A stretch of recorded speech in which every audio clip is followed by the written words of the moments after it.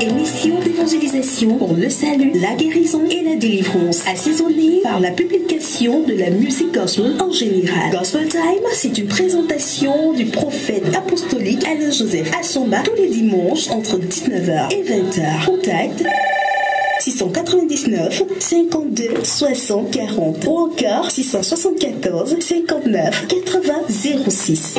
Il est ton sauveur, massacre ne demande plus sur lui, il va te sauver et c'est maintenant comment. La musique des ambiants, c'est-à-dire est née de nouveau en Jésus. Mesdames, mesdemoiselles, messieurs, bonsoir, avec un léger 30 secondes de retard, mais nous sommes là. Donc, soyez la bienvenue à votre émission de dimanche soir sur la radio Bonne Nouvelle 102.5 et en direct sur Facebook.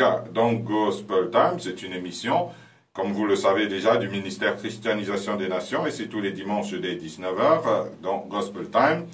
C'est une émission d'évangélisation, mais aussi d'enseignement de culture chrétienne, Gospel Time. C'est pour votre édification, votre salut et votre guérison. Et généralement, nous allons entamer, bien sûr, un thème qui va beaucoup vous plaire à vous tous, que vous soyez africain, que vous soyez non européen ou quoi que ce soit, c'est la prophétie biblique sur l'Afrique, parce que chacun de vous aimerait bien savoir ce que la Bible dit sur l'Afrique. Et tout de suite, nous allons commencer avec une chanson de Alain Joseph Assomba, celui qui vous parle, donc Mélone Africa.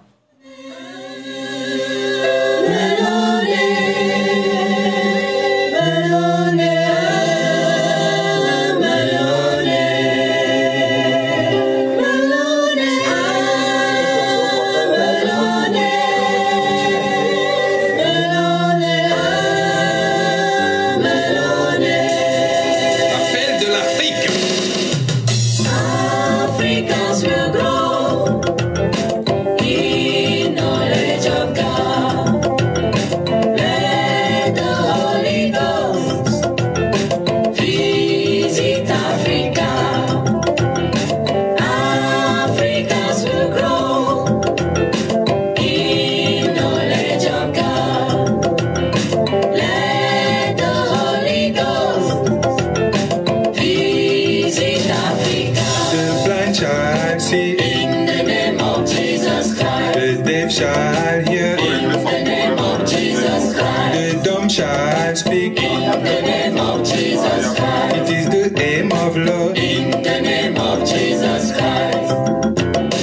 Africans will grow in knowledge of God. Let the Holy Ghost visit Africa. Africans will grow in knowledge of God. Let the Holy Ghost visit Africa. The leper shall be cleansed, In the name of Jesus Christ. the lame shall walk, In the name of Jesus the Christ. captive shall be free. In the name of Jesus It Christ. is the aim of Lord. In the name of Jesus Christ. Africans will grow in knowledge of God. Let the Holy Ghost visit Africa. Africans will grow in knowledge of God. Let the Holy Ghost visit Africa. La prophétie biblique sur l'Afrique. Il est écrit dans le livre d'Ésaïe. Les grands viennent d'Égypte, l'Éthiopie accourt, les mains tendues vers Dieu. Voilà Dieu suscitant des grands hommes et femmes africains, bénédiction pour les nations. Africa, mon ami, il est dit dans le livre d'Ésaïe que tu connais pas Dieu, que tes enfants seront bénis. À toi l'Éternel viendra pour te consoler. Quand c'est lui qui t'a blessé, et c'est lui qui te guérira.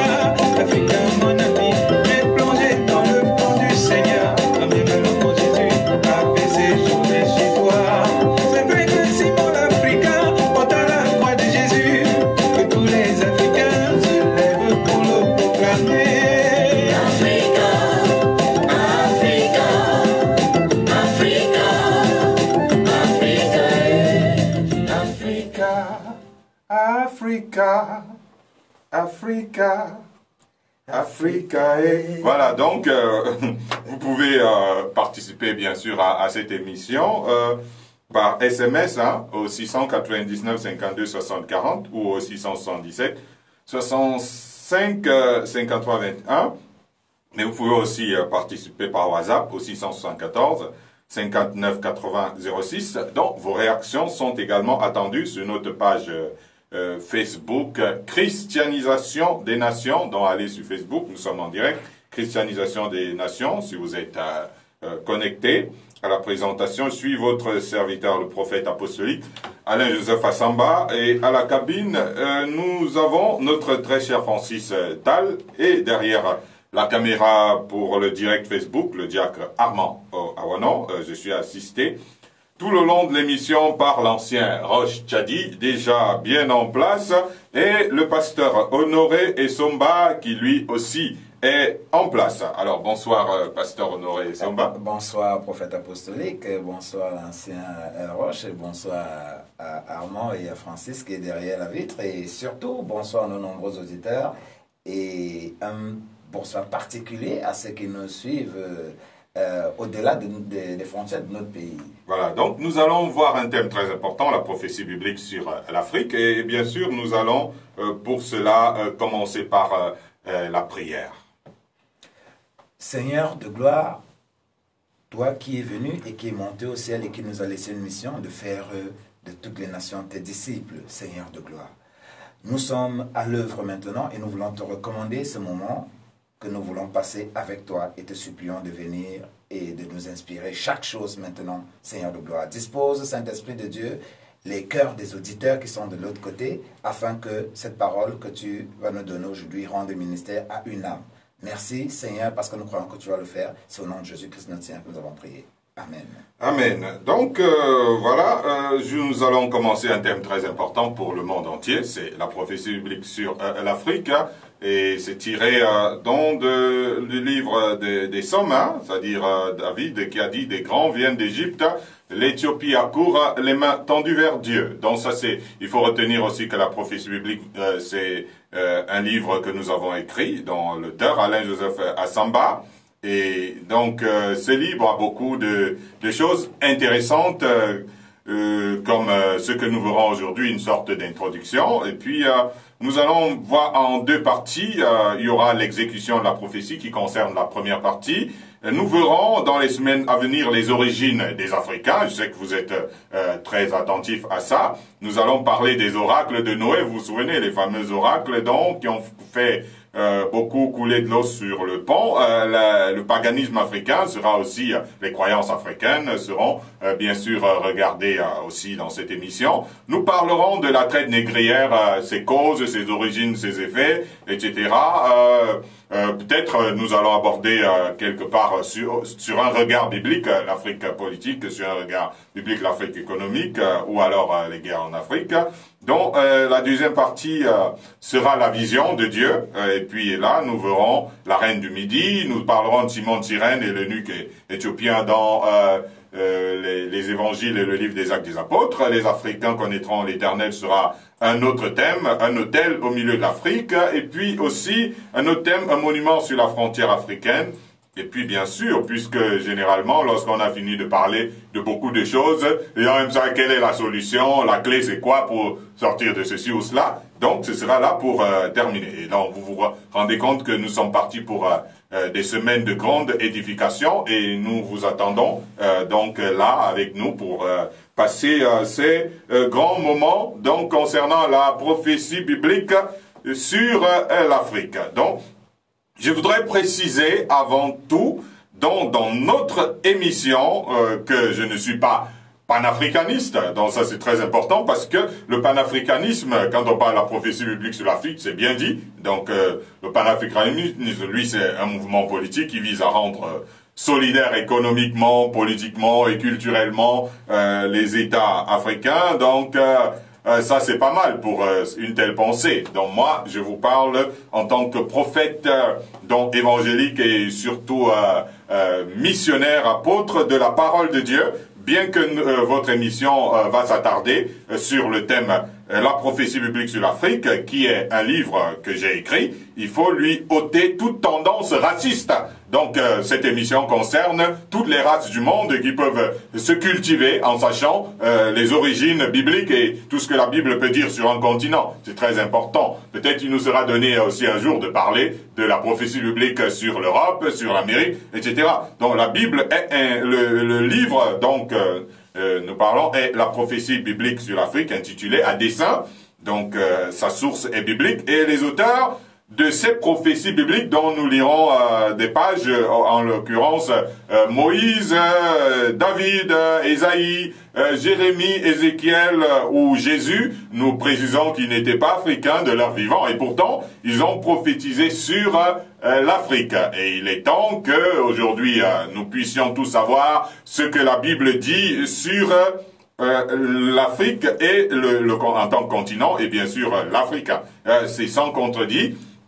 Ce que la Bible dit sur l'Afrique, qu'il sera donné de révéler au monde à travers notre émission Gospel Time. Il faut préciser que cette thématique n'est pas seulement utile aux chrétiens, c'est-à-dire on peut dire, bon voilà, comme c'est Gospel Time, ça veut dire que c'est pour les chrétiens. Non, c'est pour tous les Africains et elle s'adresse autant aux non-croyants, aux Occidentaux, aux Asiatiques qui ont bien envie de savoir ce que Dieu a dit concernant ce vaste continent qu'est l'Afrique. Ce sera, vous le verrez, une source de lumière pour quiconque désire connaître Dieu, sa puissance et sa fidélité dans l'accomplissement de sa parole. Donc tous les dimanches soirs, à travers les ondes de la RBN 102.5 et en direct sur notre page Facebook Christianisation des Nations, des éclairages que vous ne pouviez pas imaginer vous seront apportés. Donc, et puis vos réactions seront bien sûr la bienvenue. La Bible, pour revenir, puisque nous parlons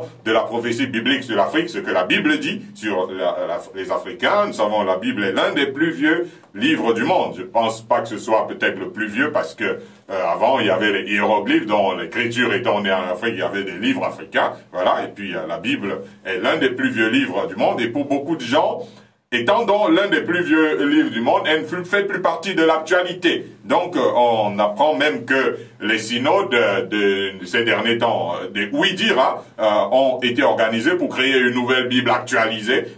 Évidemment, c'est un projet d'ordre démoniaque, il faut le dire. Hein. Donc, mais combien ce message que nous allons partager à travers votre émission Gospel Time sera apporté un sérieux démenti pour montrer la qualité, comment je veux dire, perpétuelle donc des saintes écritures de la Bible. Un pan du voile sera donc soulevé quand vous réaliserez que la prophétie en ce qui concerne la Bible, donc notamment l'Afrique, c'est quelque chose d'extrêmement riche, puisse notre thème, semaine après semaine, vous édifier spirituellement en commençant ce soir et apporter une merveilleuse transformation dans la pensée de l'humanité en général. Nous prions de recevoir cette émission. Vous êtes très contents à travers l'émission de partager à toutes vos connaissances, à tout le monde, pour que nous soyons tous comme ça édifiés. La vérité doit sortir. Donc en ce qui concerne la prophétie biblique sur l'Afrique. Donc ça c'était pour vous dire à peu près ce que nous allons vivre dans les semaines à venir. Et nous allons écouter Marie Lissom qui a une belle chanson sur l'Afrique également. Donc elle est la bienvenue.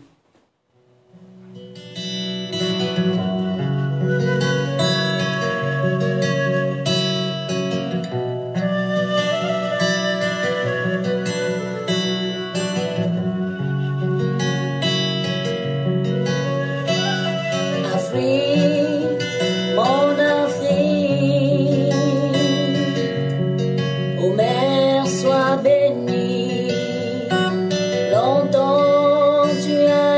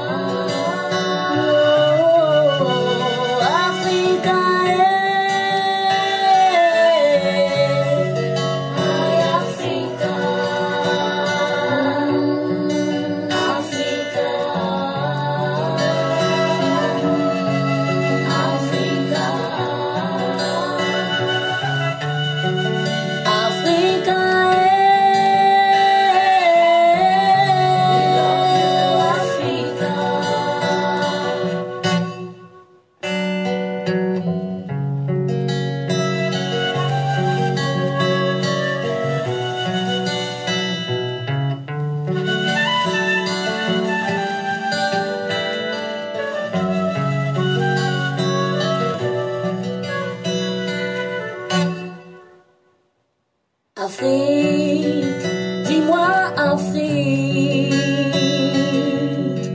au visage mélodique, quel est donc ton cri pour perdre toute estime, que de larmes et de guerre, galère et misère, une saison nouvelle se lève. Voilà, une saison nouvelle se lève, Africa, ça c'est ce que nous dit Marie Lissom, nouvellement mariée. Il faut vous dire que cette semaine, il y a moins d'un mois, elle convolait en juste noces du côté du Ghana. Et donc, nous pouvons lui faire un coucou comme ça. Donc, elle reviendra certainement au pays dans quelques temps. Alors, donc, nous allons parler de la prophétie biblique sur l'Afrique, mais aujourd'hui, nous allons juste en faire une sorte d'introduction. Et donc, nous allons lire un passage dans Romains, chapitre 15, le verset 4. Romains chapitre 15, verset 4, il est écrit: Or, tout ce qui a été écrit d'avance l'a été pour notre instruction, afin que, par la patience et par la consolation que donnent les Écritures, nous possédions l'espérance. Voilà, donc l'Afrique définit terre de misère, terre de tout ce que vous voulez, donc a aussi une parole, beaucoup de paroles, beaucoup d'espérance à travers le plan de Dieu futur pour l'Afrique. L'Afrique a été, si pour que vous le sachiez, depuis la Genèse, présente. Donc, elle a été dans la Genèse de l'humanité, dans l'accomplissement des glorieux desseins du Dieu créateur. À cet effet, c'est important d'attirer votre attention sur les différentes alliances de mariage. Donc, c'est de ça que nous parlerons aujourd'hui, les différentes alliances de mariage entre certains patriarches de la foi, et bien sûr, on pourra dire des plus illustres, et l'Afrique. Donc, nous allons nous concentrer là-dessus pour voir comment est-ce que, depuis la Bible, il y a eu un lien entre le peuple de Dieu, entre guillemets, comme on pourrait dire Israël, Hébreu, et tout ça, et l'Afrique. Ils ont toujours été ensemble, donc depuis le livre de la Genèse. Nous allons vous le démontrer. Afrique perdue, Afrique inexistence, non. Plutôt bien présente à travers les Saintes Écritures et l'histoire du peuple de Dieu, l'histoire d'Israël. Les deux histoires ont été liées très ensemble. C'est les gens qui lisent la Bible en coupant des parties qui veulent pas lire toute l'histoire clairement de l'histoire du peuple hébreu qui a toujours été lié avec l'Afrique. Et ce soir, nous allons vous démontrer, donc depuis la Genèse en montant, comment est-ce que l'Afrique et Israël, le peuple de Dieu, et la Bible ont toujours été ensemble. Donc, nous allons voir cela. Donc, Dieu dit à travers l'apôtre Paul que les choses qui ont été écrites, heureusement, doivent nous servir d'instruction. C'est pour cela que nous revenons pleinement dans les Écritures, donc pour que cela puisse ramener la vérité réelle. Donc Dieu connaît les projets qu'il a formés en faveur de chaque race. La pire chose qui puisse arriver à des êtres humains dont c'est leur ignorance des desseins du Créateur en ce qui les concerne. Ça veut dire que ne pas connaître son identité, ne pas savoir si Dieu existe pour nous, ça c'est la pire des choses qui puissent exister. Donc les Africains, et c'est très important, ont une place, je dis bien, omniprésente dans la vie du peuple hébreu, dans la Bible, dans Hébreu et dans l'histoire d'Israël. Et je m'en vais vous le prouver ce soir, depuis le temps des ancêtres des Hébreux, depuis le temps des patriarches. Et nous allons le démontrer à travers les Saintes Écritures. Donc prêtez nous attention à partir de cet instant. Il y a l'histoire d'Abraham, pour ceux qui lisent le livre de Genèse. Peut-être que, en citant l'exemple d'Abraham avec l'Égyptienne Agar, qui était sa servante, comme c'est mentionné dans le livre de Genèse, à partir de Genèse 12, à partir de Genèse 14, etc. Donc, ça, vous pouvez dire c'est un mauvais exemple, parce que il n'était pas vraiment légalement marié, et puis Abraham... Donc, qui n'avait pas eu d'enfant au départ avec sa femme, sa sœur hébreu, donc de la même tribu, de la même race, et donc vivant pendant très longtemps, 75 ans, Sarah avait 65, et eux, ils n'avaient pas d'enfant, et puis il avait son esclave dont là, qui était une africaine, donc, et c'est comme ça que Sarah va faire la proposition à Abraham que bon voilà, comme nous on n'a pas d'enfant, tu vois, Dieu il t'a fait des promesses, ton nom sera répandu dans le monde entier, etc. Ben, il faut que tu aies un enfant. On est déjà vieux, donc on va faire comme ça. Et elle a proposé à Abraham sa servante, donc Agar, qui était africaine, et d'où est né Ismaël. Ismaël, tout le monde sait, dans le monde entier, dans le monde coranique, que Ismaël est l'ancêtre des Arabes et il est fils d'Abraham. Donc les Arabes sont en fait une composition afro-hébraïque.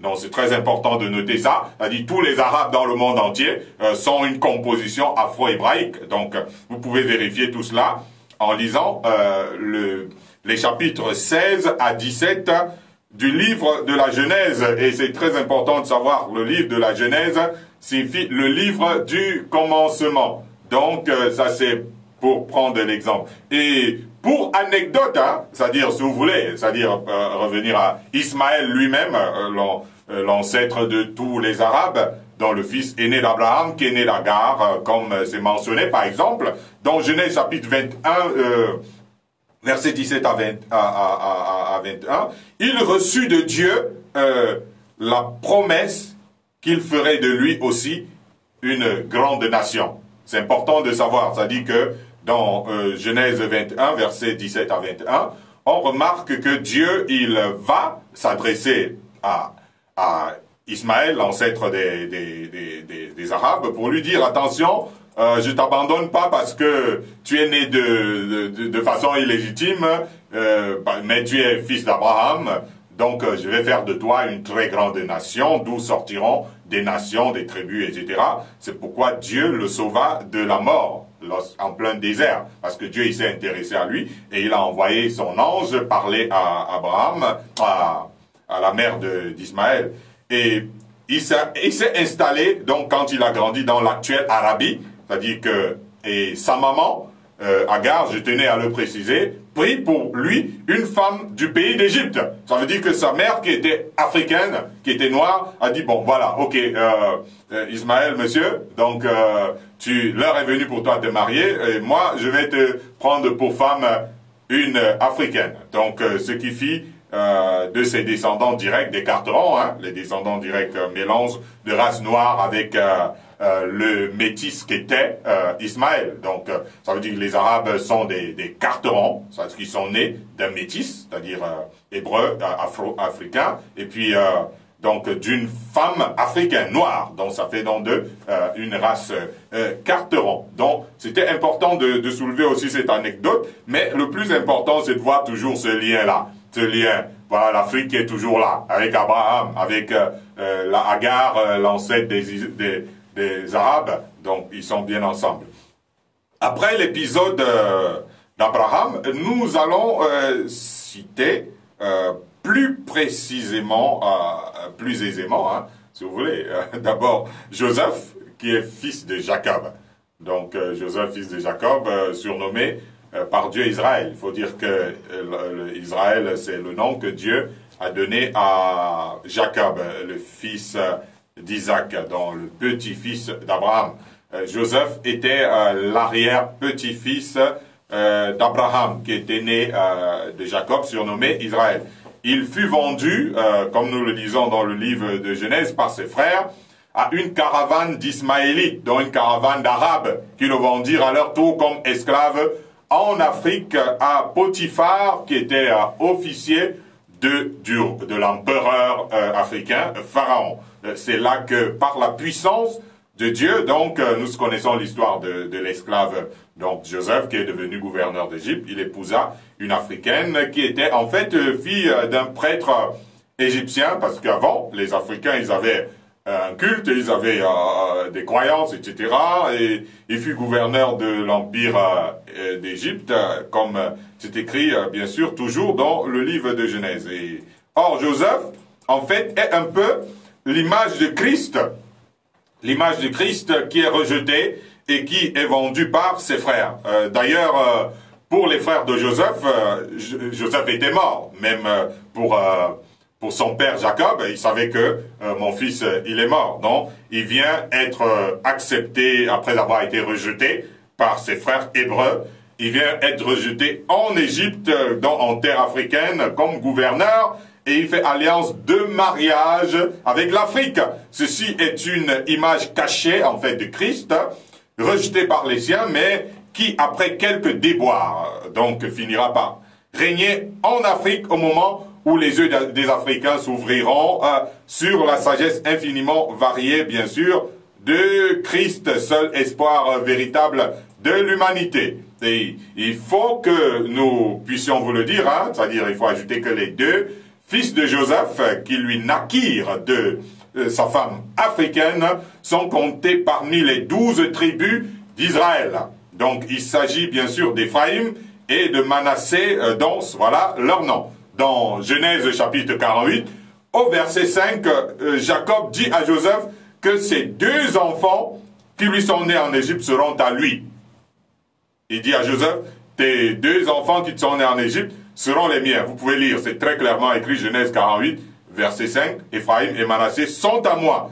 Alors, et vous savez que Jacob c'est Israël. Israël précisa à Joseph qu'Éphraïm et Manassé seraient ses fils, tout comme Ruben et Siméon, lors de l'envoi des 12 espions par exemple, pour posséder Canaan, on comptait Josué, qui était de la tribu métissée, vous êtes maintenant, vous le savez désormais, d'Éphraïm. Or, Josué le métis, ou si vous voulez l'afro-israélite, c'est lui qui succéda à Moïse. Donc c'est très important, et c'est écrit noir sur blanc dans les Écritures, et c'est Josué le métis qui fit entrer le peuple hébreu en terre promise. Sans oublier par exemple Gadi, qui était de la tribu de Joseph, comme confondu à la tribu métissée de Manassé. Ça c'est, vous êtes en train de voir là, ça, vous pouvez le voir dans Nombre 13, verset 11, nous parlons des choses qui sont mentionnées clairement dans la Bible. Et nous, on va commencer à lire la Bible clairement, on va pas lire la Bible avec des tendances où on oublie certains passages pour noyer les gens un peu quelque part dans les ténèbres et dans l'ignorance. Et puis, dans le livre d'Apocalypse, chapitre 7, citant les 12 tribus du nouvel Israël de Dieu. Il faut dire que dans l'Apocalypse, on parle du nouvel Israël de Dieu. Quand on parle de la Jérusalem céleste, on parle de la tribu de Manassé parmi les 12 tribus, qui est pourtant née de la femme africaine de Joseph, en lieu et place de la tribu de Dan. Vous voyez, dans l'Apocalypse, pourtant, au départ, dans Genèse, qui était l'un des 12 fils de Jacob. Et dire que la tribu métisse de Manassé, c'est-à-dire afro-hébreu, donc était regardée comme une demi-tribu au départ, ça c'est écrit dans Josué 21, verset 5. Peut-être que ce qui est écrit longtemps après qu'Israël se soit établi en terre promise a une signification par rapport à la destinée de la tribu de Dan qui a disparu dans Apocalypse. On sait il est écrit en ce temps-là, il n'y avait point de roi en Israël et la tribu des Danites ne se cherchait ainsi de suite à une possession pour s'établir. Parce que jusqu'à ce jour, il ne lui était point échu d'héritage au milieu des tribus d'Israël. Donc ça, c'est ce qui est écrit dans ce passage. Et ceci pourrait expliquer le pourquoi de la disparition de la tribu de Dan parmi les 12 tribus d'Israël. Lorsqu'on a partagé la terre promise, on a oublié de mentionner la part de Dan. Donc, Josué disait, ça c'est pour tel, ça c'est pour tel, ça c'est pour tel, celui-là possédera tel au nord, ainsi de suite. Et Dan, lui, a été complètement oublié dans l'histoire, certainement, parce que Dieu avait en vue de le remplacer donc par cette tribu mentionnée dans le livre d'Apocalypse, la tribu métisse de Manassé. Ceci pourrait expliquer donc le pourquoi de la disparition, parce qu'il fallait enlever une tribu et la remplacer par une tribu afro-hébreu. Donc dans le livre d'Apocalypse, qui est quand même le livre de la fin des temps. Et là, nous trouvons une tribu dans le ciel, dans la Jérusalem du ciel, qui est afro-hébreu. Donc, mais l'insertion de celle afro-israélite de Manassé, ça c'est certainement quelque chose qui avait été fait à dessein. Ah oui, cela a été fait à dessein. Je crois que vous êtes en train de trouver votre compte déjà dès le commencement, et c'est pour ça que pour vous permettre de bien digérer ce que nous avons commencé à faire déjà, nous allons écouter une merveilleuse galette musicale.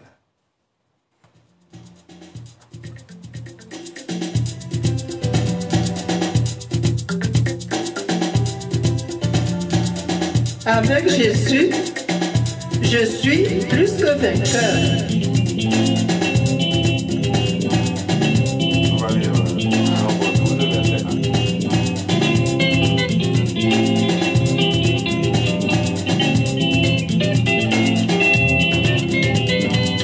Tu sèmes la division, mais tu ne mourras pas, car j'ai reçu le pouvoir de marcher sur les divisions. Tu sèmes la division, mais tu ne mourras pas, car j'ai reçu le pouvoir de marcher sur les divisions. Satan, tu ne mourras pas, tu ne mourras pas. Satan, tu ne mourras pas, au nom de Jésus. Satan, tu ne mourras pas, tu ne mourras pas. Satan, tu ne mourras pas, au nom de Jésus.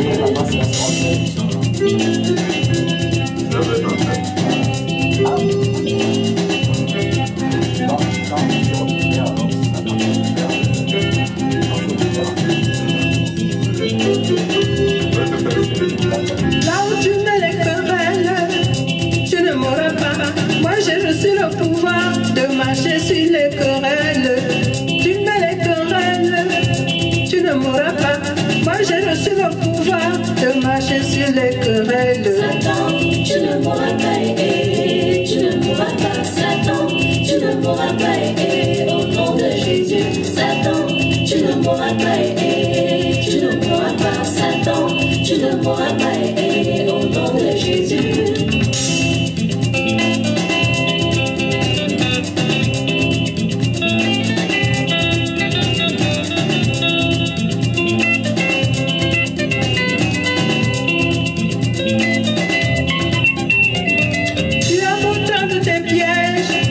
Tu ne mourras pas, car j'ai reçu le pouvoir de marcher sur ces pièges. Tu as beau me séduire, mais tu ne mourras pas, car j'ai reçu le pouvoir de marcher sur la séduction. Satan, tu ne mourras pas, tu ne mourras pas. Satan, tu ne mourras pas, au nom de Jésus. Satan, tu ne mourras pas, tu ne mourras pas. Satan, tu ne mourras pas, au nom de Jésus. Oh là là. Voilà, Satan ne doit pas nous avoir, hein, avec les fausses doctrines, les faux enseignements et tout ça, et puis une lecture, c'est pas moi, tendancieuse des Saintes Écritures pour oublier la vérité de Dieu. Nous sommes là pour apporter la vérité de Dieu sur les Africains, donc race parfois un peu, comment on peut dire, complexée par-ci par-là, faussement, alors que c'est parce que lorsque quelqu'un ne connaît pas son identité, ne connaît pas ce que Dieu a pour lui, voilà, il va commencer à penser des choses qui sont pas vraies, et puis il va croire ce que les autres sont en train de lui dire. Mais nous pouvons quand même vous montrer que nous vous suivons, hein, avec Honoré. Ah oui, absolument. Je voudrais faire un coucou particulier à ceux qui sont connectés avec nous sur WhatsApp et qui se sont manifestés par un message. On va dire greetings à l'évangéliste Ndami Noussa, et dire bonsoir à Luc Christian Nzana qui nous dit un bonsoir à nous, à vous aussi qui êtes en studio. Et on dit shalom à Élisée Non qui nous envoie des chaleureuses shalom, et on dit bonsoir à Lionel qui dit salut à tous, à nous qui sommes dans le studio, et surtout à Irène Tabet qui dit bonsoir aux hommes de Dieu qui sont en studio. Voilà, merci à vous. Donc maintenant, nous allons tout de suite continuer à parler de la prophétie biblique sur l'Afrique. Et nous vous supplions, chers amis, si vous aimez la vérité, si vous aimez Dieu, si vous aimez vos frères, que les nations connaissent ces choses, partagez, partagez, partagez. Alors, nous allons lire Nombre 12, verset 1, pour continuer. Nombre chapitre 12, verset 1, il est écrit: Marie et Aaron parlèrent contre Moïse au sujet de la femme éthiopienne qu'il avait prise, car il avait pris une femme éthiopienne. Voilà, donc ça c'est clair aussi. Là, nous sommes toujours dans la Bible, hein, c'est pas Nombre chapitre 12, 1, ça dans toutes les Bibles du monde. Donc maintenant, nous parlions de cette Afrique constamment présente entre le destin africain très lié avec le peuple hébreu, avec le peuple israélite et tout ça. Et là, nous citons Moïse, celui-là même qui, selon les exégètes, est l'auteur des 5 premiers livres de la Bible. Et il fit alliance de mariage avec une Éthiopienne. Donc, Marie, la sœur de Moïse, et Aaron, son frère, s'opposèrent vivement au mariage de Moïse, donc remettant même en question le ministère prophétique de Moïse. Et bien sûr, Dieu a réagi. Donc, ils reçurent la punition de Dieu, comme nous pouvons toujours le voir dans la Bible. Dieu leur a dit, mais pourquoi protestez-vous contre le mariage de Moïse et l'Africaine, cette Éthiopienne? Alors, il les a frappés pour qu'ils se ravisent et ils arrêtent de faire l'opposition à ce mariage parce que Moïse lui parlait face à face avec Dieu. Donc, Dieu avait confirmé que ça venait de lui. Donc, il avait appris, Moïse, à agir selon conformément au dessein du Créateur. Il était, vous le savez très bien, Moïse, il est né en Afrique et il avait été sauvé des eaux en Égypte pour la délivrance d'Israël. Il s'était attaché un peu aux Africains dès l'enfance et en leur culture. Là, nous parlons de Moïse. J'ajouterai que certains filles hébraïques avaient épousé des Égyptiens, c'est-à-dire des Noirs, avec qui elles sont sorties ensemble du pays d'Égypte. Donc ils sont sortis avec certains de leurs maris qui avaient cru en leur Dieu d'Israël et leurs enfants africains et tout ça. Donc nous avons dans Lévitique par exemple, Lévitique 24, vous pouvez aller lire vous-même, l'exemple de querelle qui eut lieu entre le fils d'une fille hébreu né d'un Égyptien qui se querelle vivement avec un Hébreu. C'est-à-dire c'est bien écrit, on a bien précisé le fils de, donc etc.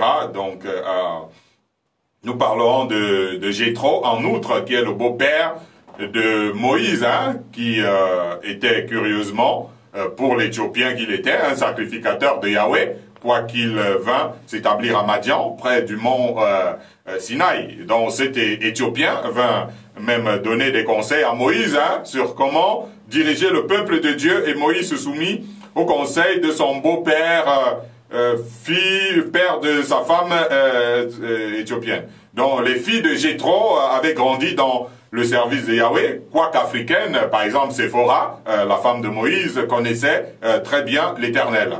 Donc c'est pourquoi au moment où la colère de Dieu s'enflamma contre Moïse, en partance pour l'Égypte, lorsque Dieu l'appelle, va sauver le peuple, c'est Séphora, sa femme, qui le sauva, parce qu'elle écouta la voix de Dieu et circoncis le fils de Moïse, apaisant ainsi la colère de Dieu qui aurait pu s'abattre sur son mari Moïse. Ça c'est aussi écrit très bien dans les débuts du livre d'Exode. Il faut aussi dire que lorsque la colère de Dieu s'enflamma contre Israël, souvenez-vous, lorsque le peuple a fait le veau d'or, donc Dieu a dit, je vais détruire tout ce peuple, je vais les exterminer, cette nation rebelle, et je te propose à toi Moïse, donc si on peut utiliser ce terme, de susciter un nouveau peuple qui sera issu de terrain avec ta femme éthiopienne. Donc ce peuple, ils ont échoué, ils ont créé une veau d'or, ils m'ont méprisé, et moi je vais faire un nouveau peuple qui sera toi et ta femme donc éthiopienne. Et si on tient compte que Dieu avait interdit,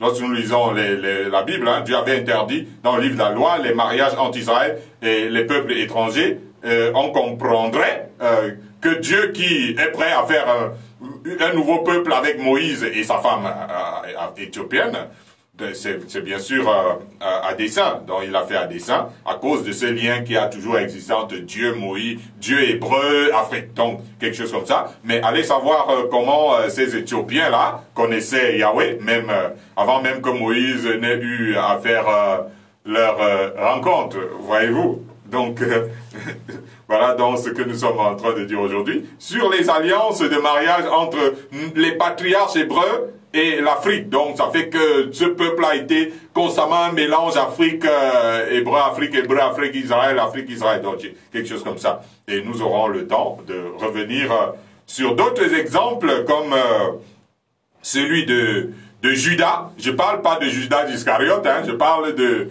Judas, fils de Jacob. C'est-à-dire, n'oubliez pas que parmi les 12 tribus d'Israël, il y a la tribu de Judas. Donc, je ne parle pas de Judas qui a trahi Jésus, je parle de Judas, le fils de Jacob, donc qui était parmi les aînés. Donc, et par conséquent, Judas est l'ancêtre des Juifs. Donc, qui fit un enfant, ça il faut le dire, hein, Judas fit un enfant avec Tamar. Tamar, sa belle-fille. Donc, et ça c'était après la mort de son fils, hein, son fils qui avait épousé Tamar, et puis dans leur, parfois on allait récupérer qui était l'époux de cette dernière. Donc, c'est de Tamar donc que sont descendus tous les Juifs.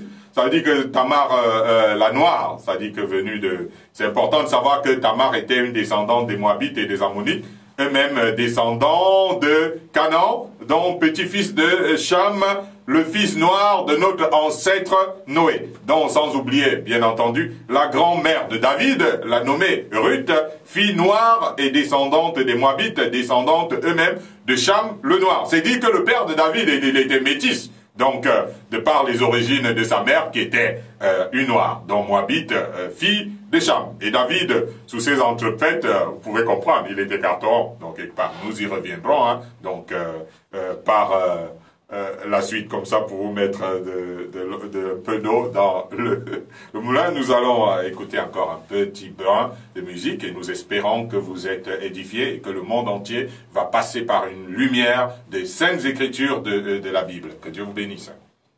Du nord au sud, de l'est à l'ouest, soit tout amour.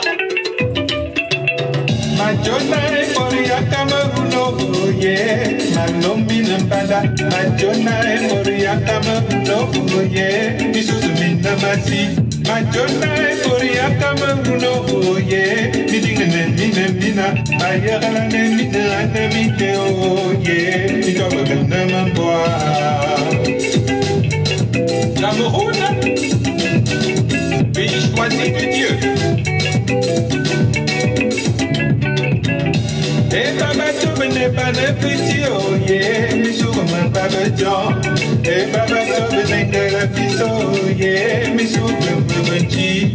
Et Baba Tobe n'est pas un cuisson, oh yeah, mais sur ma peignocal. À mon aïe, on vient sur le bord, oh yeah.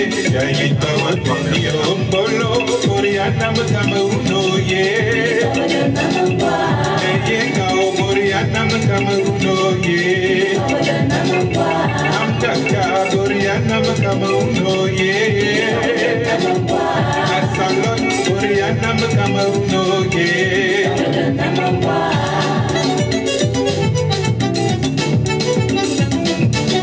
Vive le Cameroun! Bolo Oriana Makamuno ye Yega Oriana Makamuno ye Amtaka Oriana Makamuno ye Asalon Oriana Makamuno ye. Ok, voilà, nous revenons sur le plateau. Cette chanson qui vous sera présentée dans la dédicace du 26 décembre prochain, à Christianisation des Nations du côté d'Uncle Fulo 2. Donc, vous pouvez déjà commencer à écouter. Hein. Donc, nous pouvons avoir des pensées différentes hein, dans une nation. La pensée qui doit être la plus importante, c'est l'unité. Alors, donc, nous allons lire un passage comme ça. Nous parlons des alliances Dieu, Israël, Hébreu, Afrique. Constant, permanent, depuis la Genèse, depuis le commencement jusqu'à la fin, comme nous avons vu dans le livre d'Apocalypse. Nous allons lire comme ça... 1 Roi, chapitre 3, le verset 1. Premier livre des Rois, chapitre 3, verset 1. Salomon s'allia par mariage avec Pharaon, roi d'Égypte. Il prit pour femme la fille de Pharaon et il la mena dans la ville de David, jusqu'à ce qu'il eût achevé de bâtir sa maison, la maison de l'Éternel et le mur d'enceinte de Jérusalem. Voilà, nous voulons citer le roi, le grand roi, c'est-à-dire que Salomon, qui... est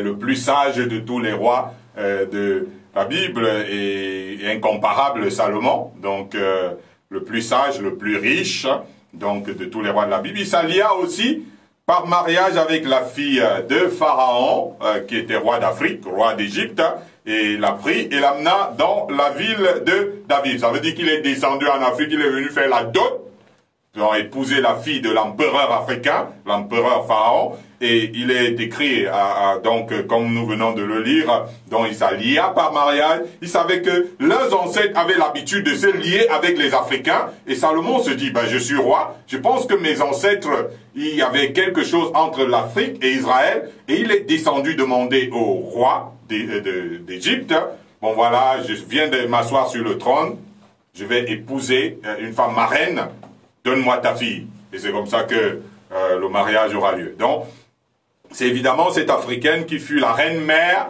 de Jérusalem, même si Salomon était un très grand polygame, mais sa première femme, dont la reine-mère, vous serez étonnés, c'était pas une juive, hein. La reine-mère en Israël n'était pas hébreu, hein. Elle n'était pas israélite, hein. Elle était africaine, dont la reine-mère, donc du temps de Salomon, donc à sa première épouse qui était africaine, il avait construit un palais à part, loin de son harem, parce que Salomon avait un harem où on parquait toutes les femmes, mais dans le livre de Rois, le 11e chapitre montre que, bien que toutes les femmes étaient dans un harem, la fille noire, la fille de Pharaon, elle a été donc logée dans un palais qui avait été construit de la même manière que le palais de Salomon lui-même. Ça veut dire que Salomon, il avait fait 2 palais jumeaux, et puis il a pris sa femme africaine, il a dit, toi tu restes ici, et moi je reste là. Donc ils étaient côte à côte, et puis le harem, c'est pour toutes les autres femmes, confondues, hein, ça dit même israélites, hébreux et tout ça. Donc c'est ce que vous pouvez comprendre de ça. Donc, elle était privilégiée, selon qu'il est écrit dans 1 Roi 7, verset 8, par exemple. Vous pouvez lire ce passage, hein, 1 Roi 7, verset 8. La maison de Salomon fut construite de la même manière dans une autre cour derrière le portique, et il fit une maison du même genre que ce portique pour la fille de Pharaon qu'il avait prise pour femme. Donc ça c'est très important, c'est verset biblique à l'appui. Donc Salomon dira quelque part qu'il n'a trouvé aucune femme entre elles toutes, et pourtant tout un livre a été écrit au sujet de Salomon et de sa reine africaine, le livre de Cantiques des Cantiques de Salomon, qui est un livre très précieux dans la Bible, où Salomon fait les éloges de sa princesse noire. Vous pouvez lire noir sur blanc dans ce livre. Or, le livre de Cantiques des Cantiques, pour ceux qui l'ignorent, n'est pas seulement un livre d'amoureux, hein. C'est pas juste une poésie prophétique qui révèle... mais je veux dire, c'est une poésie, en fait, mais elle est prophétique, et elle révèle la relation, la communication et la communion spirituelle qui existe entre Christ, époux, et l'Église, épouse, qui dans le livre de Cantiques des Cantiques est noire. Donc, va savoir pourquoi là, dans le livre de Cantiques, l'épouse est plutôt noire. Vous pouvez le voir dans Cantiques chapitre 1, versets 5, 6, 9, où elle dit « Je suis noire, mais je suis belle fille de Jérusalem ». Elle s'adresse à toutes ses concurrentes. Donc, comme les pavillons de Salomon, ne prenez pas garde à mon teint noir, c'est le soleil qui m'a brûlé. Donc, et puis, quelque part, à ma jument, qu'on attelle au char de Pharaon, je te compare, oh mon ami. Donc, ça c'est pour que vous puissiez comprendre encore ce grand mystère. L'apôtre Paul, il dit dans 1 Corinthiens chapitre 10, verset 11, donc, ces choses leur sont arrivées pour servir d'exemple. Elles ont été écrites pour notre instruction, à nous qui sommes parvenus à la fin des siècles. Dans les jours, les semaines, voire les mois à venir, par la grâce de Dieu, dans cette émission à laquelle nous vous prions de vous attacher, parce que c'est important de s'édifier, de grandir, d'être plus éclairé que jamais. Il nous sera révélé ce que la Bible dit au sujet de l'Afrique d'hier, d'aujourd'hui et de demain. À l'ère du 3e millénaire, nous pouvons voir de façon pratique l'exécution de la prophétie biblique concernant l'Afrique. Ce sera alors plus facile pour nous de saisir plus loin ce qui est encore une vision biblique de Dieu pour l'Afrique. Dans le temps de la mondialisation aidant, sachant que tout ce qui peut regarder une race quelconque a un impact global aujourd'hui. C'est pourquoi tous les hommes, qu'ils soient de la politique, de la religion ou de la culture, peuvent avoir à partir du thème central et actuel de cette émission de grandes ouvertures. Tout cela est tiré du livre La prophétie biblique sur l'Afrique, dont je suis l'auteur. Le livre est aussi écrit en anglais, Biblical Prophecy on Africa. Pour l'avoir, vous pouvez aller dans une bibliothèque de la ville de Yaoundé, capitale du Cameroun. Sinon, vous nous contactez au numéro de téléphone avec le 237, bien sûr, 699 52 60 40. Donc, avec le 237 699 52 60 40 ou alors 674 59 80 06. Le livre, il coûte en librairie 5000 francs. Sinon, vous pouvez le récupérer par PDF à la moitié de ce prix. Il vous sera pas donné gratuitement. Là, on vous l'enverra par WhatsApp dans votre propre numéro, tout en vous suppliant de ne pas le multiplier parce qu'il faut respecter donc les lois et les droits des auteurs, parce que l'ouvrier, bien sûr, il mérite son salaire. Donc, mais vous avez l'opportunité à travers Facebook de pouvoir donc écouter ces choses et les entendre, mais sachez que les paroles s'envolent, les écrits restent. Donc, mais continuez de distribuer cette émission. Nous vous annonçons en avance que notre prochain thème sera les origines des Africains. Donc voilà. Ah oui, amazing, comme nous le dit la sœur Irène Tabet, et nous aussi en studio, nous le sommes réellement. Nous sommes très sincèrement bénis, et je crois que là, nous sommes arrivés au moment des questions. Je pense qu'on va y aller directement aux questions, parce que nous n'avons pas beaucoup de temps. Je crois qu'il y en a. Il y en a sur Facebook, il y en a sur WhatsApp, et comme c'est moi qui ai l'antenne en ce moment, je pense que je vais prendre la première question de Facebook. C'est Luc Sanjana qui dit « Bonsoir, homme de Dieu. Est-ce que ces alliances évoquées sont précurseurs d'un message particulier pour l'Afrique contemporaine ?» Bien entendu. C'est-à-dire, il faut dire que c'est un peu, bon voilà, peut-être noir. Ça veut dire noir aussi, ça veut dire Dieu, il cache ses desseins en ce qui concerne l'homme noir. Ça veut dire qu'il met en lumière les desseins en ce qui concerne les autres races plus clairs, et puis il obscurcit ses desseins pour enlever les nuages à la fin des temps et permettre à ce que tout ce qui a été prédit, toutes les promesses divines en ce qui concerne l'Afrique et la race noire soient mis au grand jour. Dans le temps où cette couverture fermait les desseins de Dieu pour l'Afrique, est en train de, le voile est en train de déchirer pour que toutes les grandes choses que nous verrons tout au long de ces émissions concernant les prophéties bibliques sur l'Afrique vont se réaliser. Donc là, nous avons bonsoir, ça c'est Maman Ali, bonsoir aux hommes de Dieu en studio et à tous les auditeurs, nous sommes bénis et fiers d'être africains. Donc vous allez voir que vous serez encore plus fiers dans les jours à venir. Oui, il y a une autre question et je crois que là, elle rejoint vraiment moi quelque chose qui m'a toujours turlupiné quand j'ai lu la Bible. Et ça a été relevé pendant l'émission. On s'est dit que Jéthro connaissait Yahweh avant même les Hébreux, parce que, enfin, je ne dis pas avant, je veux dire après Abraham, mais avant les Hébreux à partir de Moïse. Et comment est-ce possible? C'est incroyable. C'est parce que quand on lit la Bible, on a l'impression que Yahweh a disparu entre Jacob et Moïse. On a l'impression que Yahweh s'est réfugié, parce que quand on lit les éléments qu'on a sur la Bible, la seule personne qu'on dit qui détenait la connaissance de Yahweh entre Jacob et Moïse, c'est bien Jéthro. Est-ce que c'était prémonitoire? Il faut dire qu'il y avait des gens qui, avant Abraham, Isaac et la lignée que nous lisons dans la Bible, avaient une connaissance de Dieu. Quand on parle il faut dire que dans la Bible, on a l'habitude de parler de Job. Et la Bible parle de l'identité de Job. Job n'était pas hébreu, Job n'était pas africain, il était asiatique. Et pourtant, nous connaissons toute l'histoire de Job. Ça veut dire que c'est un peu comme si Dieu, c'est-à-dire que se révélait aux gens un peu dans le monde entier par lui-même. Ça veut dire qu'il il descend un peu peut-être chez les Égyptiens, il se révèle à eux. Je veux dire les Éthiopiens, comme nous avons vu le cas de Jéthro, ou alors Job qui est du côté de l'Asiatique et qui a vécu dans les mêmes temps qu'Abraham.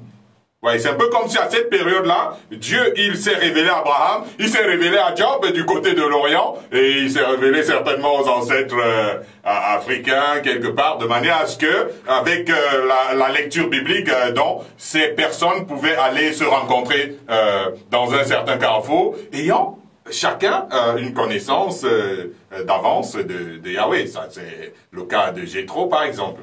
Là, ça bat complètement en brèche le reproche que les traditionalistes nous font. Ils disent qu'on nous a lavé le cerveau, que nous avons abandonné nos traditions pour les traditions des Blancs.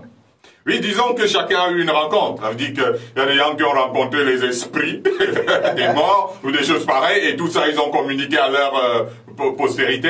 Et il y a d'autres personnes qui ont rencontré le Dieu d'Abraham, le Dieu d'en haut, et il s'est révélé à eux. Et lorsqu'ils allaient rencontrer les Hébreux, tout de suite, ils s'entendaient très bien parce que eux aussi, ils ont eu la révélation de ce grand Dieu. Du coup, il y avait une harmonisation et tout ça. Du coup, notre croyance en tant qu'Africains contemporains, aujourd'hui, nous n'avons pas épousé une nouvelle croyance, en fait. Oui, Dieu s'est révélé aux Africains depuis très longtemps. Nous allons le voir à travers les Écritures, avec des preuves à l'appui. Beaucoup de gens qui venaient d'autres continents noirs et qui partaient rencontrer les Hébreux et qui avaient la connaissance de Dieu. Du Dieu de la Bible, aussi étonnant que cela soit. Je pense que c'est bon pour nous ce soir. Alors, qu'est-ce que nous pouvons dire? Merci à vous qui nous avez suivis à travers les ondes de la RBN. Nous vous remercions. Donc, vous qui nous avez suivis aussi. Donc, à travers notre page Christianisation des Nations sur Facebook. Donc, nous vous saluons tous. Et nous nous retrouvons bientôt. N'oubliez pas que vous pouvez continuer pour avoir plus d'informations, nous contacter au 699 52 60 40 avec le précédé du 237 et puis 674 59 80 06. Partagez cette émission. À la mise en onde, nous avions Francis Tal à la présentation, le prophète apostolique Alain-Joseph Assamba. Bon dimanche et que Dieu vous bénisse. À dimanche prochain. Au revoir.